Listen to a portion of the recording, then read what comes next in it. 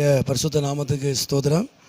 இன்றைய தினத்துக்கான தேவனுடைய வார்த்தையானது 2 தெசலோனிக்கேயர் 2ஆம் அதிகாரத்திலே அந்த 13ஆம் வசனத்தை நாம் பார்க்கும் பொழுது, அந்த மத்திய பகுதியிலே ஆதி முதல் தேவன் உங்களை தெரிந்து கொண்டபடியினாலே என்று சொல்லி வேதத்தில் வாசிக்கிறோம். தேவன் ஆதி முதல் தேவன் உங்களை தெரிந்து கொண்டபடியினாலே என்று சொல்லி பார்க்கிறோம். அதாவது தேவன் தெரிந்து கொண்டதான நோக்கம், தேவன் நம்மை தெரிந்து கொண்டதான ஒரு நோக்கம், தேவனால் தெரிந்து கொள்ளப்பட்ட க்ஷணம் எப்படிங்கிறத மேலே வாசிக்கிறோம். தேவன் தெரிந்து கொண்டதான நோக்கம் என்ன அப்படிங்கிறத மேலே வாசிக்கிறோம். அதாவது அந்த முதல் பகுதியிலே நீங்கள் ஆவியினாலே பரிசுத்தமாக்கப்படுவதாலும் என்று சொல்லி பார்க்கிறோம். இப்போ தேவன் தெரிந்து கொண்டதான நோக்கம் நமக்கு நல்லா தெரியும், அநேக காரியங்களை வாசிக்க முடியும் அவருக்காக. ஆகவே முதல்ல தேவன் பரிசுத்தத்தை விரும்புகிறார். அதிகமாய் பார்க்கறது வேதத்திலே பரிசுத்தம். ஏன்னா தேவன் பரிசுத்தம் உள்ளவர், நம்மை தெரிந்து கொண்டதான தேவன், நம்மை அழைத்த தேவன் பரிசுத்தம் உள்ளவர், நமக்குள்ளே வாசம் பண்ணுகிறார். ஆகிய நாட்களில் ஆவியினாலே நீங்கள் பரிசுத்தமாக்கப்படுவதாலும் என்று சொல்லி பார்க்குறோம். அப்போ தேவன் தெரிந்து கொண்ட நோக்கம் பரிசுத்தம், நமக்குள்ளே பரிசுத்தம் இருக்கணும், தெரிந்து கொள்ளப்பட்ட ஜனத்துக்குள்ளே பரிசுத்தம் இருக்கணும். ரெண்டாவது சத்தியத்தை விசுவாசிக்கிறனாலும் என்று சொல்லி பார்க்க. சத்தியத்தை, சத்தியம் என்று சொன்னால் வசனம், வேதம். வேதத்தில் அப்போ வாசிக்கிறோம். அந்த சங்கீதத்தில் 119 142 வாசிக்கிறோம். சத்தியத்தை அறிவில் சத்தியம் உங்களை விடுதலையாக யோவான் 8ஆம் அதிகாரத்திலே வாசிக்கிறோம். சத்தியம் என்பது வசனம், தேவனுடைய வார்த்தை, வசனம். அப்போது வசனத்தை நாம் விசுவாசிக்கணும், சத்தியத்தை நாம் விசுவாசிக்கணும், வசனத்தை நாம் விசுவாசிக்கணும். வசனத்தை, தேவனுடைய வார்த்தையை நாம் விசுவாசிக்கும் பொழுது தான் நம்முடைய வாழ்க்கையில் அற்புதங்கள், அடையாளங்கள் உண்டாகிறது. தேவனுடைய வார்த்தையை நாம் நம்பணும், விசுவாசிக்கணும்.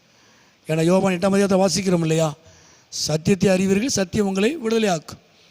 அப்போ வசனத்தை, சத்தியமாய வசனத்தை நாம் அறிந்து கொள்வதனால, ஏற்றுக்கொள்வதனால, நாம் அதை விசுவாசிக்கிறதுனால நம்முடைய வாழ்க்கையிலே ஒரு விடுதலை. மூன்றாவதாக ரட்சிப்படையும்படிக்கு சொல்லி பார்க்க. மூன்றாவது ரட்சிப்பு. அப்போ தேவனால் தெரிந்து கொள்ளப்பட்ட க்ஷணம் பரிசுத்தம், ரெண்டாவது சத்தியத்தை வசனத்தை விசுவாசிக்கிறது, மூன்றாவது ரட்சிப்படையும்படியாக ரட்சிப்பு. அப்போ எதில் ரட்சிப்பு? பாவத்தில் இருந்து, சாபத்தில் இருந்து மாத்திரமல்ல. இந்த இடத்துல நம்ம வேதத்தில் நாம் வாசிக்கிற 11 ஆக சத்தியத்தை விசுவாசியாமல் அந்நீதியில் பிரியப்படுகிற யாவரும் ஆக்கினைக்குள்ளாகும்படி என்று சொல்லி பார்க்கிறோம்.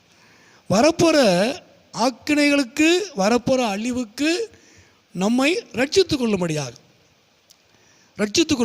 ரட்சிப்பு. ஏன்னா மத்தேயுவில் வாசிக்கிறோம் 10:22, அதாவது முடிவு பரியந்தம் நிலை நிற்பவனே ரட்சிக்கப்படுவான். அந்த ரட்சிப்பை குறித்து சொல்லப்படுகிறது. ஏற்கனவே பாவத்தில் இருந்து, சாபத்தில் இருந்து நம்ம ரட்சிக்கப்பட்டதுனால தான் நம்முடைய வாழ்க்கையில் பரிசுத்தம் உண்டாகிறது, வசனத்தை விசுவாசிக்கிறோம்.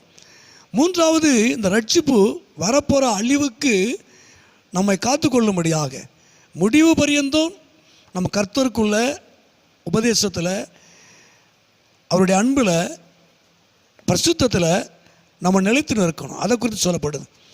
அப்போ தேவனால் தெரிந்து கொள்ளப்பட்டவர்கள் பரிசுத்தம், சத்தியத்தை விசுவாசிக்கிறது, மூன்றாவது ரட்சிப்படையும்படியாக முடிவு பரியந்தம் எந்த சூழ்நிலையிலையும் தேவனை விட்டு, ரட்சிப்பை விட்டு விலகாதபடி, பரிசுத்த வாழ்க்கையை விட்டு விலகாதபடி முடிவு பரியந்தம் நம் கர்த்தருக்குள்ளே நாம் நிலைத்து நிற்கணும்.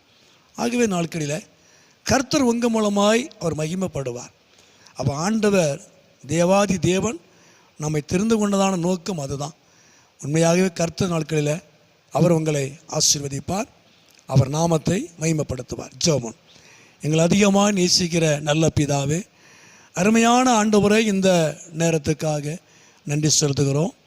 உண்மையாகவே ஆண்டவரை, நீர் எங்களை தெரிந்து கொண்டதான நோக்கம் அன்று பரிசுத்தமாய் ஜீவிப்பதற்காக, பரிசுத்தமாய் வாழ்வதற்காக, சத்தியமாய் உம்முடைய வசனத்தை நாங்கள் விசுவாசிக்கும்படி, நம்பும்படியாக, வரப்போகிற அழிவுக்கு எங்களை காத்து கொள்ளும்படி, முடிவு பரியந்தும் நாங்கள் உமக்குள்ளே நிலைத்திருக்கத்தக்கதாக, ரட்சிப்பை காத்துக்கொள்ளத்தக்கதாக கர்த்தர் உதவி செய்யும்.